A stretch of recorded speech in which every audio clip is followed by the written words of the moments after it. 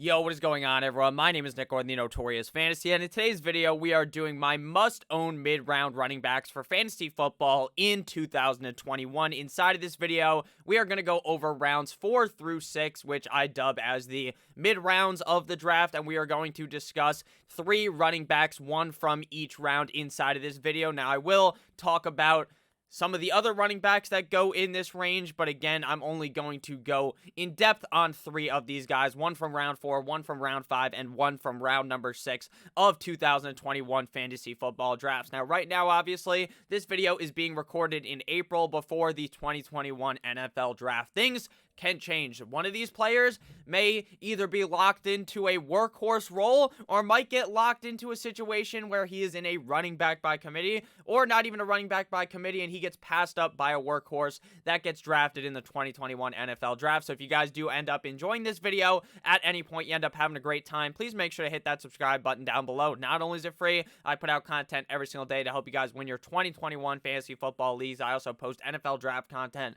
as well as NFL content whenever some NFL breaking news happens. If a big trade happens, big free agent gets signed, I make sure to make a video on that. So let's get into it. We begin with round number 4. Based upon current ADP, round 4 is Mike Evans, Robert Woods, J.K. Dobbins, Josh Allen, DJ Moore, Kenny Golladay, Josh Jacobs, Deontay Johnson, Cooper Kupp, David Montgomery, Adam Thielen, and is closed out by Mark Andrews. So there are a couple running backs in this round. Those are J.K. Dobbins, Josh Jacobs, as well as David Montgomery. Now, I'm a big fan of both Dobbins as well as David Montgomery. In this video, we are going to be discussing Mr. J.K. Dobbins. Now, with Josh Jacobs, I don't want to, again, go in depth. I am very, very worried about Kenyon Drake being there. I think that severely hurts his potential to finish as a top 10, top 12 running back. So I would be avoiding him at this cost. Meanwhile, kind of a guy like Dobbins or Montgomery I'm much more bought into, but I want to talk about Dobbins in this video since I feel like recently I have talked about Montgomery at least a decent amount in a lot of mock drafts. I like drafting Montgomery in this round range around round 4. So I've talked about him a decent amount. Here, I have not, so especially with J.K. Dobbins. So J.K. Dobbins right now coming off the board as running back 18, pick 39 overall in fantasy drafts. He finished last year as running back 24 in PPR, 21 in half PPR, and running back 17 in standard, playing in 15 games with only one listed start. He averages 11.2 PPR points per game, 10.6 half PPR points per game, and 10 standard points per game, which means on a points per game basis, he ranked as running back 33 in PPR, 30 in half PPR, and 28 in the standard league. So the thing with J.K. Dobbins that I want to look at has nothing to really do with his age. Obviously, J.K. Dobbins is very young, 22 years old. This will be his second year in the NFL, 5'10", 209 pounds. This guy's 40-yard dash is 99th percentile, 4.37 40, 114.6 speed score, 96th percentile, and his bench press is 75th percentile in the NFL. So what do I really think about J.K. Dobbins? What my main thoughts about him are that last year we definitely did not see what J.K. Dobbins really could be due to the fact that there was that strong running back by committee at least early on in the season, where we have Mark Ingram, we have J.K. Dobbins, and we have Gus Edwards. And early on, J.K. Dobbins wasn't even really like the second guy. He was pretty much cucked by Gus Edwards and Mark Ingram. But later on in the season, when Mark Ingram started being a healthy scratch, we really saw what J.K. Dobbins could do, and I will read those stats.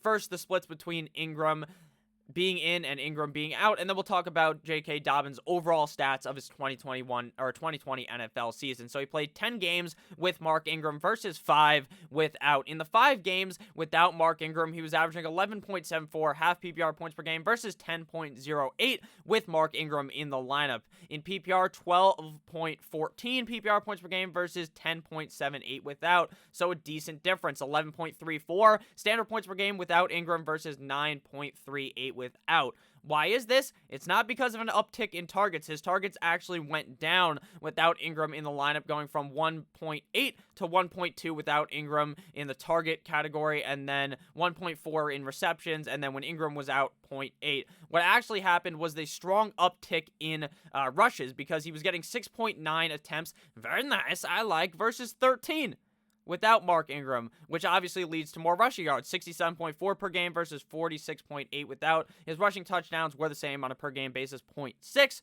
But overall, the uptick in rushing attempts is what got this guy so many fantasy points. When you're on a team like the Baltimore Ravens that are so run heavy, that want to run the ball all the time, it would make a lot of sense that the running back there that I believe is very talented is going to have a successful season. And now Mark Ingram is gone. He's in Houston in that fucking three-way menage a trois backfield. David Johnson, Phillip Lindsay, and Mark Ingram. But now it's just Mr. Dobbins and Gus Bus Edwards, and there's no reason for them to draft anyone else. So I believe this is what we are going to see going into the season. I think J.K. Dobbins showed a lot of talent last season. I think he is also very good in the receiving game, but we did not really see that utilized all that much last season. Again, like I said, really only averaging about 1 target per game, and I think that should end up going up in 2021. On the season as a whole, Mr. Dobbins finished as the 16th highest rusher in the NFL, 805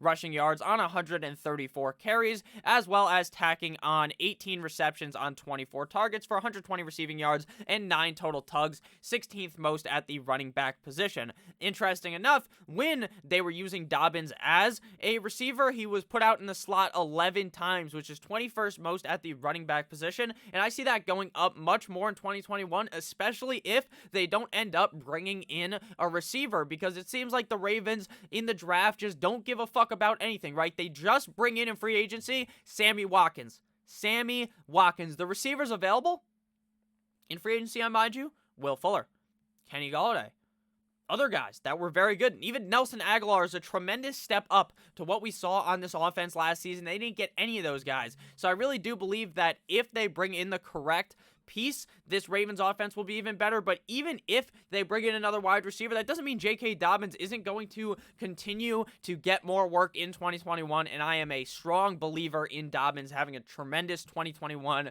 fantasy football season. To me, the numbers just all align. The fact that there's such a heavy rushing offense, the fact that Dobbins, I believe, coming out of college was going to be very good, and he showed enough in 2020 to make me believe that I am going to be slam dunking this man into my lineups in 2021. At number 5, in round number 5, that is, we got Chris Carson, CeeDee Lamb, TJ Hawkinson, Kyler Murray, T. Higgins, Brandon Ayuk, Kareem Hunt, Juju Smith-Schuster, Melvin Gordon, Lamar Jackson, Tyler Lockett, and Dak Prescott. So there's only a few running backs in this round. We have Kareem Hunt at the running back position, as well as Melvin Gordon and Chris Carson. And my choice for this video is going to be Chris Carson, because there's kind of a whole video I already posted discussing Melvin Gordon, who I also like a ton. I honestly like all of these 3 running backs, but I think Chris Carson might deserve his own video somewhere in this offseason, because Chris Carson is and may be the most underrated running back in the NFL.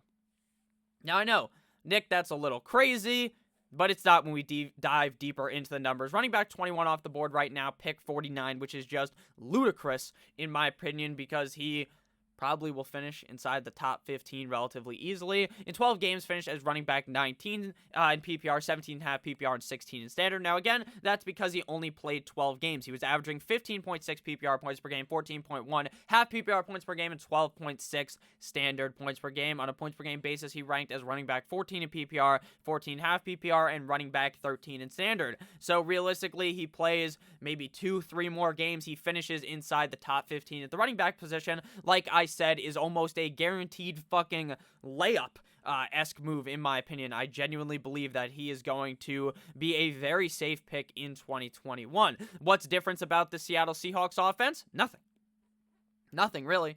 They still got they still have DK Metcalf, they still have Lockett, they still have Chris Carson. There is really no competition behind Chris Carson. I know for years people will talk up Rashad Penny, talking about Rashad Penny will eventually take the job, this, that, and the other thing. No, they re-signed Chris Carson for a reason, because they believe he is still the bell cow running back that he has been in the past. Now, there's definitely also some other knocks on Chris Carson, which would be the fact that he is not the greatest of receiving backs. He's not going to get 100 targets. Maybe you don't expect 100 targets right at the running back position, but he's not even going to get you 70, 80 targets probably. He's going to sit around 50 to 60 in my opinion. Last year had 46 targets, 21st most at the running back position, as well as getting 37 receptions, 18th most at the running back position for 287 receiving yards, 20th most at the running back position. He also had 141 carries, 30th most at running back for 681 receiving yards, but he did end up scoring 9 total touchdowns, 16th most at the running back position. I do believe that Chris Carson is one of those kind of guys that should easily be able to acquire over 1,000 yards if he is given the correct amount of work over a season. Now, last year was very weird because we saw kind of a different version of the Seattle Seahawks.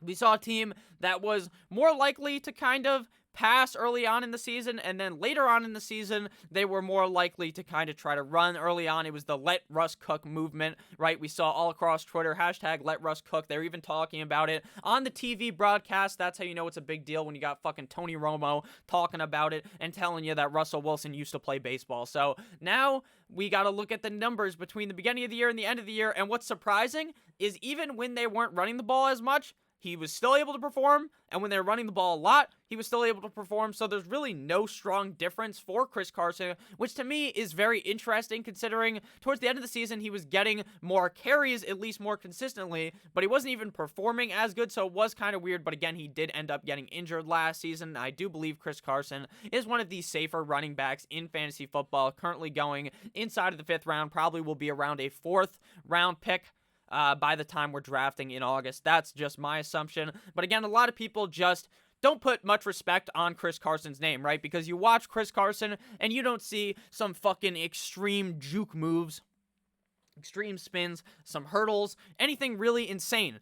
But you don't really need it out of Chris Carson. He's going to knock some guys over, move them over, going to make some jukes, but again, they're not going to be some fucking highlight level jukes, but he's going to score, he's going to put up fantasy points, and even if he's not the most fun running back to watch, he's going to be very fun to watch score fantasy football points for your roster. So I'm bought in on Chris Carson at round number 5 as my must-own mid-round running back in round number 5. Again, in round number 4 was J.K. Dobbins. So now we are on round number 6. If you guys have ended up enjoying this video thus far, you ended up having a great time, please make sure to hit that subscribe button down below. I would really appreciate it, and again, it's free. I'm putting out this content every single day for you guys. I love you guys so much. Thank you guys again for watching all these videos. And I've said thank you like 50 times, but it is what it is. In round number 6, we see Tyler Boyd, Chase Edmonds, Odell Beckham Jr., Noah Fant, DJ, Chark, baby Chark, Myles Gaskin, Dallas Goedert, Aaron Rodgers, Will Fuller V, Cortland Sutton, Deshaun Watson, and Deebo Samuel. So there's only 2 running backs to pick based upon current ADP in this round, and that's Edmonds or Myles Gaskin. Now, like I said, kind of off the rip of this video, either one of these guys could be legitimate league-winning running backs based upon the NFL draft or injuries. If Edmonds gets drafted in this round and they draft a running back ahead of him, he's going to go lower, right? He's obviously going to go lower. If they draft Najee Harris, Travis Etienne, Javonte Williams, he's going to skyrocket back. But if they don't draft one of those guys at 18, maybe they elect to draft J.C. Horn instead, right? Maybe they go corner. Maybe they don't want to draft a running back. Maybe they go receiver. But then in the second round, you have to hope the same thing's true. They don't draft Travis Etienne. They don't draft Javonte Williams. And then you're in the clear for Chase Edmonds. Same thing kind of goes with Gaskin. I might have said 18. I think the Cardinals are pick 16. The Dolphins are 18. Again, I apologize if I'm slightly off on those numbers. I do make mock drafts every single week, but even then I can't remember the exact order of the first round. But with that said, the Dolphins, they don't draft someone in the first round. They don't draft someone in the second round. Then Gaskin is going to be the must-own mid-round running back, but I think it's more likely, at least in my opinion, that the Dolphins end up drafting a guy over the Cardinals, so we're going to talk about Chase Edmonds in this video. Coming off the board as running back 24, pick number 62 last year, finished as running back 25 in PPR, 28 half PPR, and 30 in standard leagues with 16 games played, but only 2 starts, averaging 10.5 PPR points per game, 8.8 half PPR points per game, and 7.2 standard points per game, meaning on a points per game basis, he ranked as running back 36 in PPR, 37 in half PPR, and running back 43 in standard. So, what's the difference for the Cardinals? Obviously, a big difference. We talked about it off the tip of this video, just the tip. We were talking about how Josh Jacobs is kind of cucked by Kenyon Drake. We talked about that. And guess what? Chase Edmonds was cucked by Kenyon Drake, but now Kenyon Drake is gone. He's in Viva Las Vegas, and the door's open for Chase Edmonds. The door is wide open. If we look at some stats, last year, 15 games he played with Kenyon Drake versus 1 without. In the game without, he obviously was doing better. 8.75 points per game with Kenyon Drake versus 10.3 without, 10.41 PPR points per game versus 11.8 without, and 7.08 standard points per game with Drake versus 8.8 without.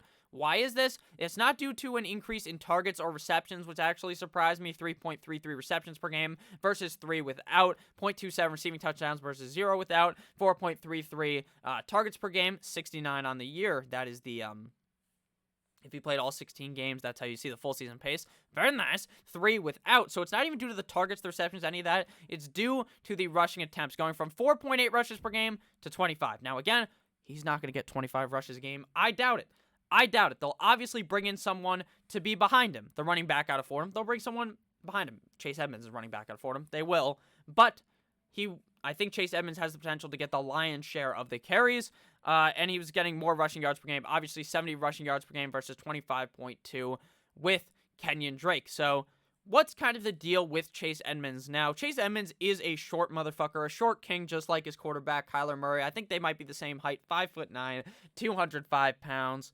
Out of Fordham, 25 years old, was a 4th-round pick a couple of years ago.